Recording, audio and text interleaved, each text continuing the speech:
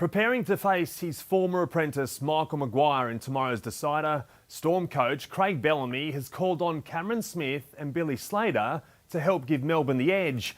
Their opponents, the Broncos, using the heartbreak of their 2023 grand final defeat as motivation in a bid to break Brisbane's 19-year premiership drought. Rolling into captain's run, relaxed as ever. The Broncos back on the game's biggest stage after a year of challenges on and off the field. There's been a lot of work to get to this moment in time, and the boys have been through plenty to find their way to the grand final. This week has been drama-free, aside from speculation if playmaker Ezra Mam would be switched into the starting side. Look, I'll let that play out, but the boys are ready. So there could be potentially changes? No. Right. No. There you go, mate. Okay. No, 1 to 17. It is 1 to 17. Brisbane have been the comeback kings of the final series, but coach Michael Maguire would prefer a fast start tomorrow. Be better on the hard, I know that. But look, if they take you on a ride like that and they get the win, well, you'll take it. Maguire doesn't like to dwell on the past, but forced his men to relive their devastating 2023 grand final defeat. I've been through it as a coach with different experiences, and if you don't use those experiences, you're crazy. You know, you're smarter and wiser by going through anything. That sentiment is shared by the Storm, who experienced the same heartbreak last year. They've learnt from that, and they've put some things in place throughout the year from those learnings, and they're in a good place to go out and play their best footy. The Storm have broken grand final tradition, opting to train at a core stadium on Thursday. Melbourne holding their final session here at the iconic Leichhardt Oval this morning. The field's the same dimension, so for us we control what we control, go out and execute what we want to, so where we play we're not too concerned.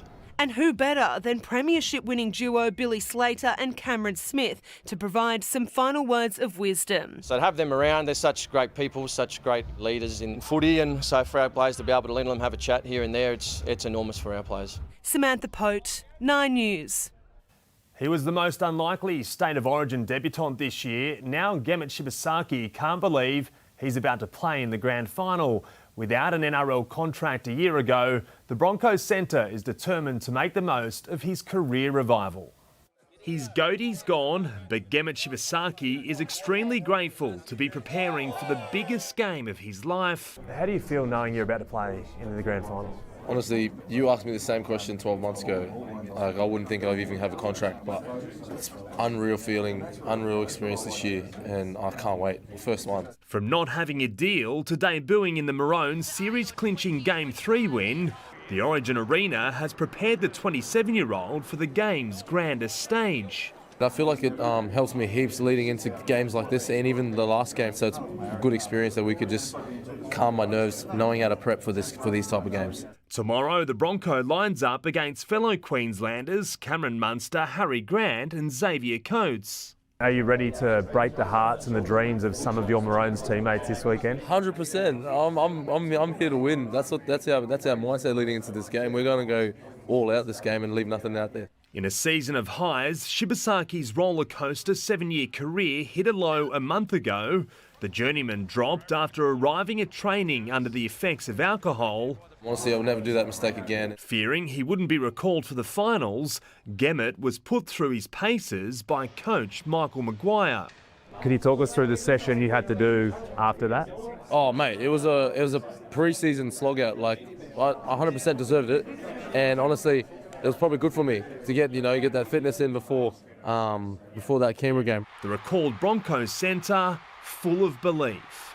We're winning. Simple. Simple. We're getting the win. That's what we're going down there for. We're not going there to lose, so we're going down to win. Nathan and Ivan Cleary have won 4 premierships as a father and son combination. Tomorrow, Jasmine Strange is hoping to win a second NRLW title alongside her dad and Roosters coach, John Strange. I think I just get really excited for him especially as well, and it brings a lot of attention to the women's game, which is really good for us. But yeah, just knowing how much work goes on throughout the season to get a win makes it all worth it. John also led the Tricolours to the 2021 premiership. The Bledisloe Cup may have gone for another year, but the Wallabies can still win the Rugby Championship. To keep their hopes alive, they must beat the All Blacks tonight. Former Wallaby and Stan commentator Tim Horan joins us live from Perth. Good evening, Tim. How important is a fast start for the Aussies tonight? Yeah, I think, Zach, after the last couple of test matches for the Wallabies, they were slow out of the blocks, and Joe Smith spoke about it through the week, about how the inclusion of Big Will Skelton is going to be really important to get across the advantage. Also, Rob Valentini off the bench, Taniela Tupou off the bench, Tane Edmed at fly half, going to be really important in that first 20, 25 minutes to get some field position to try and put the ball in front of this big forward pack for the Wallabies. What about James Slipper? He plays his final test in goal tonight. How much will his retirement be motivating his teammates? They've spoken about it all week, actually. They've spoken about what James Slipper's given to the game, not just on the field, 151 test matches tonight, but what he's done off the field as well. He's been a great ambassador for the game, and a little bit of light drizzle here, and I reckon that'll suit James Slipper to the tee, and all these Wallaby players going to get behind James Slipper, and a win here, wouldn't that be a great way to send out someone like James Slipper in his last ever test match? Certainly would, Tim. Thank you. Enjoy the action over in Perth. Sam Constas has failed in his first opportunity to impress Ashes selectors. The young opener dismissed for just 4 runs in New South Wales' first Shield match against WA at the Wacker. Harjas Singh could soon find himself playing for the Blues. The 19-year-old producing an incredible knock of 314 not out for Western Suburbs in first grade cricket. Singh smashing 35 sixes and 12 fours from just 141 balls in what is now the 3rd highest individual score in the competition's history. Strong signs from Oscar Piastri in Singapore overnight, the Australian topping the second practice session. Behind him was utter chaos. McLaren teammate Lando Norris was hit by Charles Leclerc in pit lane, Ferrari copping a fine for that infringement. On the track, there were 2 red flags, George Russell and Kiwi Liam Lawson both hitting the barriers, damaging their cars. Olympic champion Naomi Fox was unable to replicate her kayak cross triumph from Paris. The Aussie knocked out in the heats on the final day of the World Championships in Penrith. It leaves Australia with just 2 bronze medals from the event, an underwhelming haul in the absence of Naomi's sister, 14-time world champ Jess Fox. For more on the build-up, I'm joined now by Nine's Rugby League reporter Ben Dobbin. Dobbo, there's some talk around that Ezra Mann might start tomorrow. What's the late mail? Jono, it won't happen. Ezra Mann will start from the bench, and Maguire will go with that halves combination of Ben Hunt and Adam Reynolds. Expect to see Ezra Mann around the 30-minute mark, and he'll play the remainder of the game. But at this stage, they're 1-17. That tactic worked last week. Hopefully it works again. Now, Dobbo, if this game goes to the wire, goal kicking is going to be crucial. We know Reece Walsh started off last week before Adam Reynolds came in at the death so well. Yeah. Who gets the tee tomorrow? Mate, the skipper, Adam Reynolds, will kick from the very beginning. Michael Maguire has made that very clear that no longer is Reece Walsh kicking. The Iceman, Adam Reynolds, the captain, he'll be taking all the kicks. And how could you go past him after last week? And Dobbo, tell us, what does the next 24 hours look like for the Broncos? Yeah, they had their captain's run today, and then this afternoon is free and tonight. So catching up with family, and then tomorrow morning, obviously, the team walk. They'll have a meeting around 10 a.m, a bit of a rest, and then around 3 o'clock tomorrow afternoon, a police escort to the ground, and it's game day.